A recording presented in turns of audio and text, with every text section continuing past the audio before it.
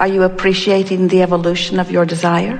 Well, it's interesting, isn't it? Life just keeps calling new ideas through you. And when a new idea of something that you prefer is born, what happens is you have to keep up with it or you don't feel so good. You just can't give birth to a new intention or a new desire or something more that you want without the larger part of you expanding. And when the larger part of you does expand, then this physical part of you now has a new relationship with that larger part of you.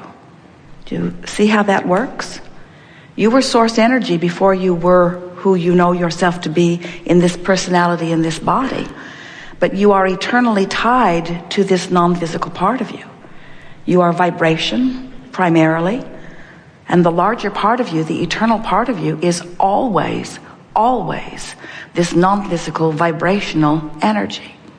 So when you are source energy primarily, and a part of you is here in this physical body, there is a relationship between the two vibrational aspects of you, and your emotions give you constant feedback about the relationship. In other words, who you really are, no matter what, focuses in the direction of love. So when you ferret out something in your physical environment that you dislike or that you hate, then you focus yourself out of vibrational alignment with the larger part of you who always loves.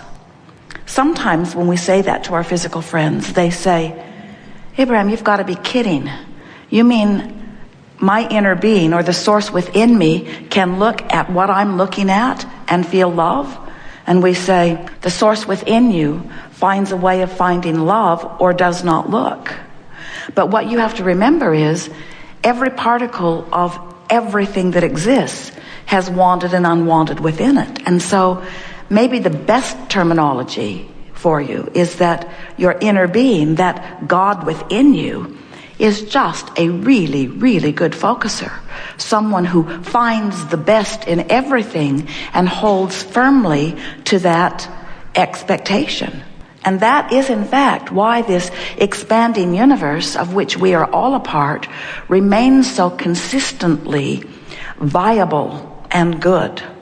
You can look at it even from the framework of where you stand in your physical body, that your planet spins in its orbit in perfect proximity to other planets, and that's a big deal.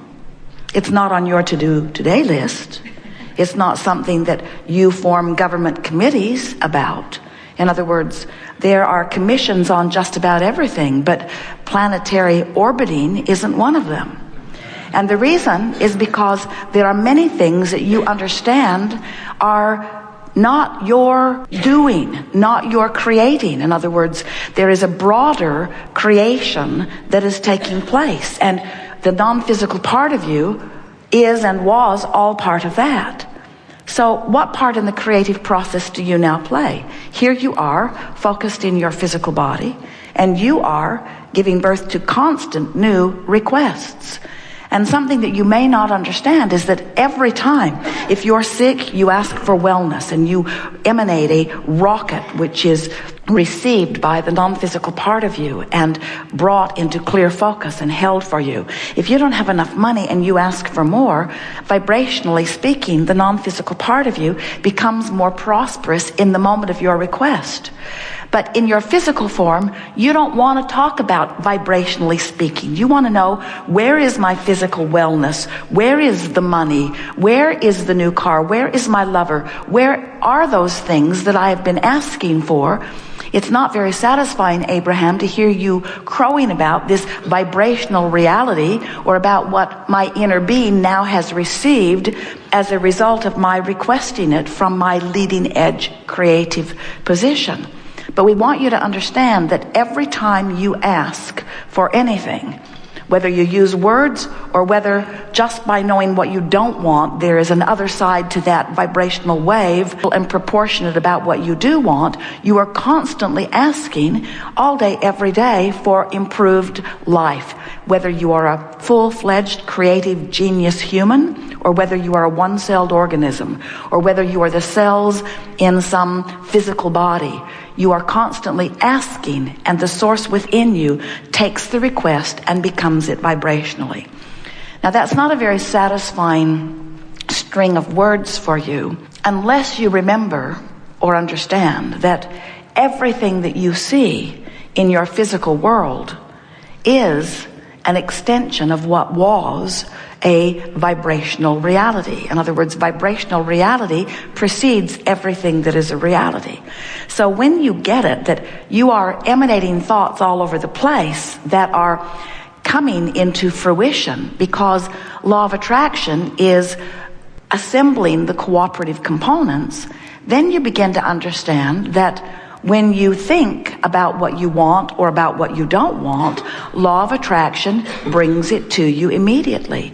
You are entering a time as you knew you would when you picked this time to be present in physical form on this planet. You knew this was the time of awakening, and you knew it was a time of quicker manifestation. You knew that you could be in this physical body and get so good about clarifying your thoughts that you could literally train yourself out of resistance and into allowance of vibrational integrity with who you really are, and you knew that you could be those, or one of those, or among those who are living something very close to instant manifestation. You knew that you could get so good at training your vibration to be resistance-free that, as Jerry was playing earlier today, that the solution and the problem could present themselves so close together that you don't even know you've got a problem. That's happening to you all the time. In your physical body, you are exposed to viruses and bacteria, to poisons, to things that your physical body does not want to deal with and does not enjoy ingesting. And yet the cells of your body, when they're touched by something unwanted, offer a vibrational request for improvement, and the cells of your body find that balance in most cases without you even being aware of the work that they're doing, because they still understand, they are consciousness too, that when they ask, it is given. But if you, the captain of the ship, so to speak, are really frustrated over something for a long time, or fearful of something, or angry about something, so you're chronically beating this drum of being in a bad mood over something, then even though the cells of your body are making their requests, and the source energy part of them is sending the signal and responding with the answer, sometimes you block the signal with your bad mood. And that's what illness is about. It's just an exaggerated indicator of the same things that your bad mood was an indicator of before it became so chronic and therefore such a bigger deal. So during the time that we are together here today, we want to help you to understand, accept, and really enjoy remembering that you are more than the physical body that you know as you, that there is another part of you that is viable and alive and vibrational. We want you to understand that you have the glorious experience of sifting through variety for the purpose of coming to new conclusions about how your life would be better. And when that happens, whether you're consciously aware of it or not, you then have the option of aligning with what you're asking for, or of continuing to align with the reason that you ask. If you ask for an improved condition, but you keep beating the drum of the reason that you want the improved condition, you hold yourself vibrationally apart from what you've asked for. So we've been talking to you for a while, and some of you have been listening to us for a while about this powerful law of attraction, which in very simple terms says you get what you think about.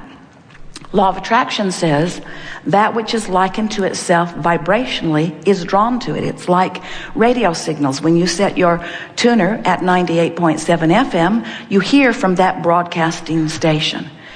You don't hear from another broadcasting station. So when you set your tuner at I'm in a bad mood because this bad thing has happened, you've set a tuner that makes it only possible for law of attraction to yield to you things that match that. So we've then been explaining to you that that's not a bad thing, because knowing what you don't want causes you to know what you do want. An equivalent bounce to that wave then occurs. In other words, when you really know what you don't want, you really know what you do want. But the thing that we want to remind you of is, when you really know what you don't want and really know what you don't want, and therefore there is a part of you that now really knows what you do want, if you've been beating the drum of really knowing what you don't want, you've trained yourself into that frequency, and it's not easy for you to let go of it and begin thinking about what you do want. But the larger part of you is only thinking about what you do want. We want to find a way today of conveying to you that as you stand in your physical body and you sift through the details of life as you knew you would, that you launch so many endless rockets of desire, and the universe expands and improves as a result of your exposure to life. It just gets better and better vibrationally. And the new generations that are born into this experience are born from this new leading edge place that you've carved out. But we want you to understand that you and every other species on the planet, better said, you and every other consciousness on the planet, and every particle of everything is consciousness, you are constantly asking for improvement, and the source energy part of you, the vibrational part of you, finds that improvement, finds it immediately, and from then on begins offering from that new vantage point. So that means that as you stand on your physical earth, and you worry about global warming, you ask for your earth to maintain its balance. As you worry about earthquakes or volcanoes, you ask for a stable environment. As you worry about economic upheaval, you ask for more stability. And what we want to convey to you is that asking really, really matters. And that asking wouldn't be as extreme or intense or as focused as it is if you were not exposed to the life that caused you to focus it. Now, the reason it really matters is because it is from that vibrational reality that all reality that expands or extends from generation to generation to generation. In other words, the longevity that you know as life on this planet extends purely. This is new. We have not said this to anyone ever, so you're going to enjoy the resonance that you feel as you hear it. As this vibrational reality that we are describing comes to be, this earth experience that extends from generation to generation to generation to generation comes only out of that vortex of creation. In other words, when we say to you, you can be sure that well-being is the order of this universe, that's how we know that to be true. Because there's only the pure, undiluted, non-resistant thought of well-being that is the basis of all this new creation. We want you to remember that you get what you think about, but you cannot do anything other than mess up your own experience.